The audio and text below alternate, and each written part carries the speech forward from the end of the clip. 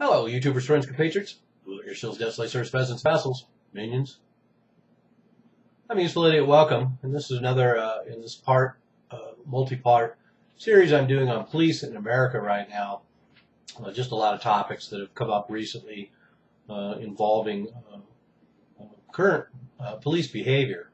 Certainly, they've had a high profile lately with events in Ferguson and New York City, and so these are some things I was throwing around before I took my sabbatical. So I'm doing them now. And one of the big topics for me is the idea, are there any good cops? And I've read a lot of really good articles recently about that whole idea. And I've certainly had discussions with a number of my compatriots and friends about this idea. Are there just some bad apples? Are there rogue cops? And unfortunately, some of these arguments have been pretty strong that there really aren't any good cops, because the good cops get squeezed out, get retaliated against. And then the big argument that I've seen is so convincing that there are no good cops is how many supposed good cops we see all involved in a bad activity. And if they're not participating, they're at least not doing anything while they watch some bad cops doing it. So unfortunately, especially when I look over a history that I've documented on multiple occasions, these massive police actions where you have 20, 30, 40, 50, 60 officers all involved in an incident, and all of them unloading their guns all at the same time and involved in these massive chases, and just seeming to all be fine being involved in this kind of behavior. And but I don't want to take away from the fact that certainly if you have an environment like that, it's going to be hard not to participate, particularly if you're a member of the club. It's going to be a good deal for you. But this kind of cronyism that we see in every echelon of the state, unfortunately, and then it permeates the state's representatives, the police, and that's something I want to make clear. And I've also discussed with many, including my very good friend John Barleycorn, the idea that a lot of this behavior cannot necessarily be blamed on the rank and file, because they exist in an environment that's set up by their hierarchy and their officers, and going all the way to the top. And to use another phrase I got from John Barleycorn, the fish rots from the head down. And so we see the police only having an environment that reflects what the leadership encourage and allow. And we see something comparable to this certainly in military theaters around the globe, where soldiers are put in situations where they're only operating on an environment that's set up by the higher-ups. But of course, when push comes to shove, it's the grunts that pay for it, and the officers and the hierarchy and the bosses and the managers all walk away. So anyway, to put it another way, the bad cops are the ones that run things.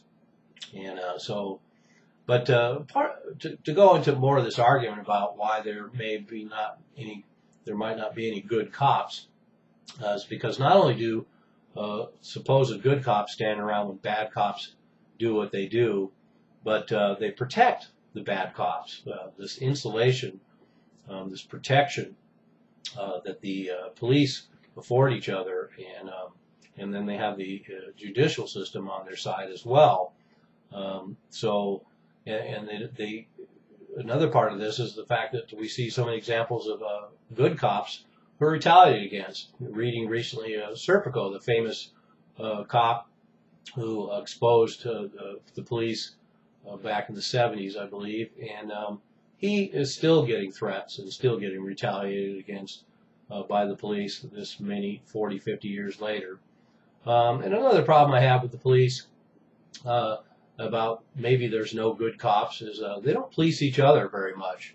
They don't police each other in the field when they're doing their job, but they also don't seem to police each other much when insider cops are either have rings where they plant guns on criminals or on innocent people, raid the drug stash at the police inventory, all kinds of rackets that go on, and it seems like a lot of that gets protected by other police. Not to mention the fact that police get special treatment when it comes to drug driving, both by the judicial system and by other police officers.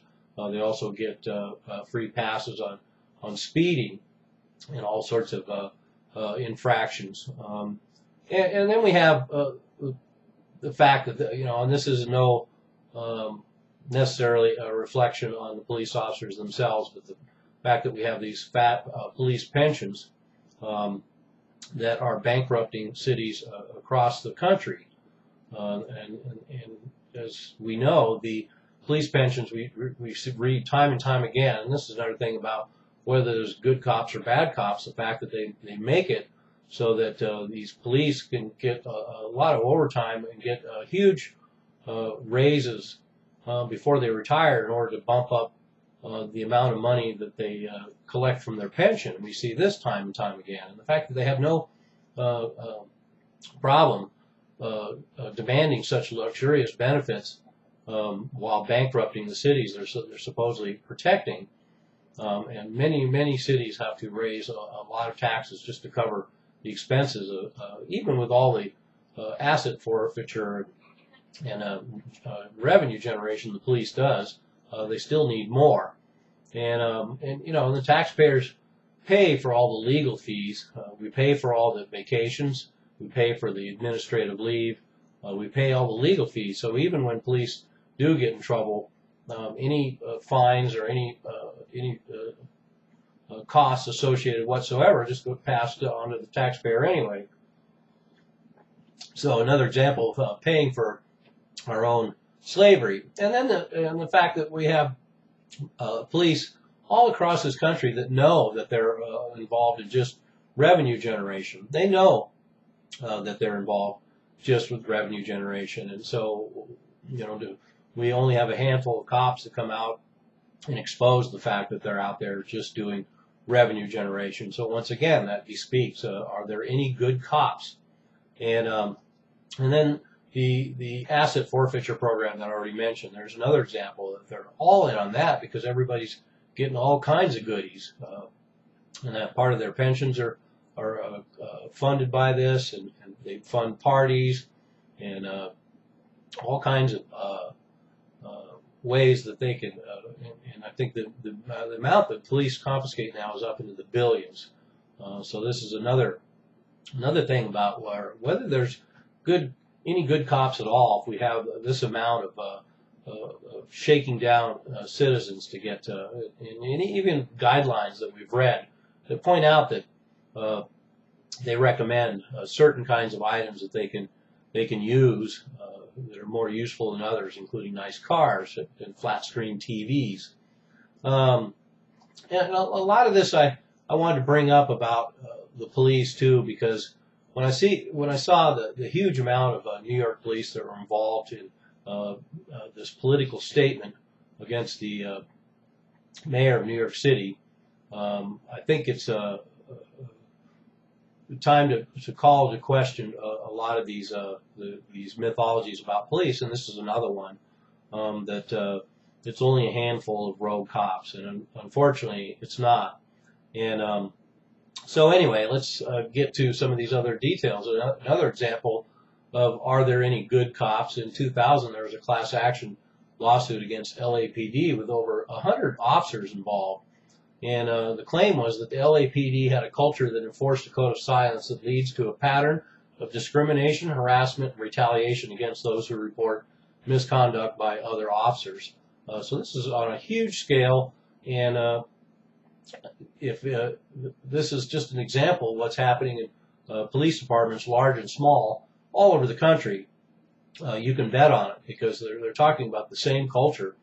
In fact, one plaintiff reported that his supervisor was stealing heroin, and then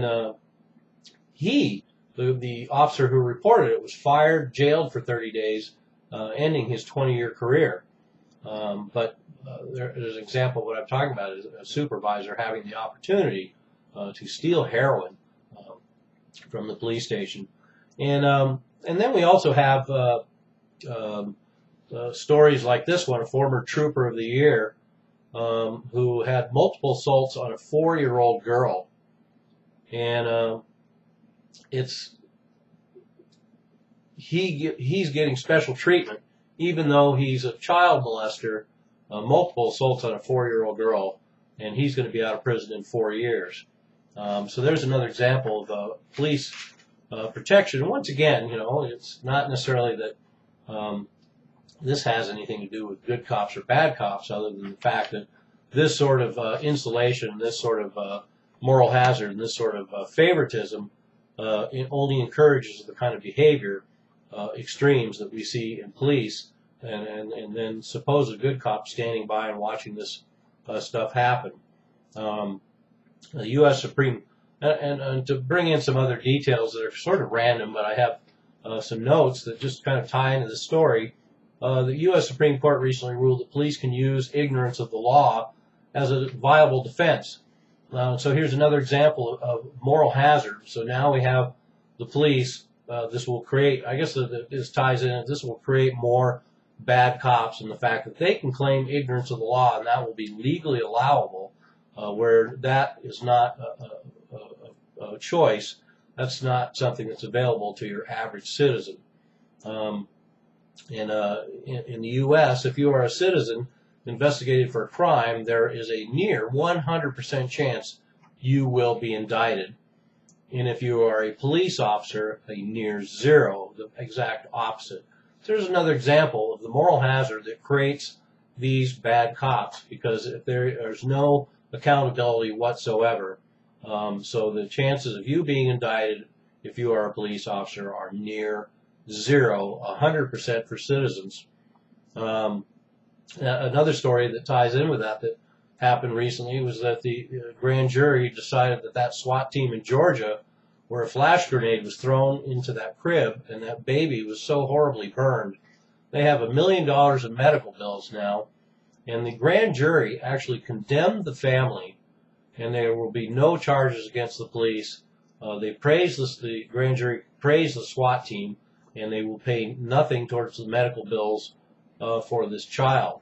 No repercussions whatsoever for this sort of moral hazard, this sort of behavior, with no accountability. Of course, this kind of behavior will only continue, and so it begs the question: are there good cops? Are there any good cops?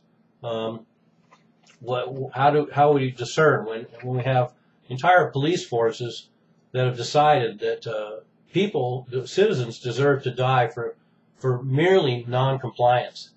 We've gotten to the point where just non-compliance can end up in a citizen's death, and that is the behavior of a bad cop for citizens. But for the police force and for the state, that's a good cop. So let's keep that in mind. And like I say, they're not necessarily inherently bad people. They are given the means and opportunities to be bad. They are human. But to get back to one of the things that made me want to talk about this topic is this entire incident in New York City with the police. And so when citizens are killed in the streets, we have really media. There's a political opportunism. There's a media frenzy, and there's political opportunism, and those are two of the only results that come from these things. But for the state and the state representatives like the police, we see this situation in New York. 2 officers are slain, and we see this magnificent ceremony that befits the head of a state. And I find that really disturbing. I know some people find that kind of display very moving, but I find it very disturbing, the kind of statism that represents, and not only the fact that we have this status display, but we have this political demonstration by these police. And not only that, but the police themselves, those 2 police officers, they got promotions so that there will be a huge pay increase that will be passed on to their pensions, to their wives. Their mortgages were paid off, their school debt was paid off, their kids are going to be given scholarships. And this is all taxpayer money given for these huge packages for just public servants. I just find this really disturbing. I also find it disturbing that when a citizen's shot, they're just shot. But they characterize a policeman being killed as being assassinated. And one of the worst things you can call someone is a cop killer. But somehow being a citizen killer is all right. But this demonstration of the police in New York City, and actually I want to point out too the fact that with the police, if a police officer dies, his pension gets passed on to his wife. But interestingly enough, in the military, when a soldier is killed or when a soldier dies, his pension doesn't get passed on to his wife. She doesn't get anything. So I've always found that rather interesting. So anyway, here we have that question: is there any good police? And of course, for the sake of a certain amount of hyperbole, I'm stating that there are no good cops because they stand around and watch bad cops do what they do. But of course, as we know, there are plenty of good cops out there, and but there's a very high disproportionate amount of good cops who of course, are intimidated, have a lot to risk by calling out the bad cops, calling out the bad activity, and I understand that. They have families, and also, for better or worse, this culture has been created and exists. They operate within it, and of course, just like all bureaucrats that work for the government, and all the people who are working or who are living off of government money, it's all good when it's you getting it, and I can't really ultimately blame the police for doing that as well. This system's been in place for a long time now, over 100 years, and if you're amongst the privileged, then it's probably a very good spot to be in. But if you're a citizen, it doesn't bode well for the whole concept of protect and serve. I'm a useful idiot. Don't you be one too.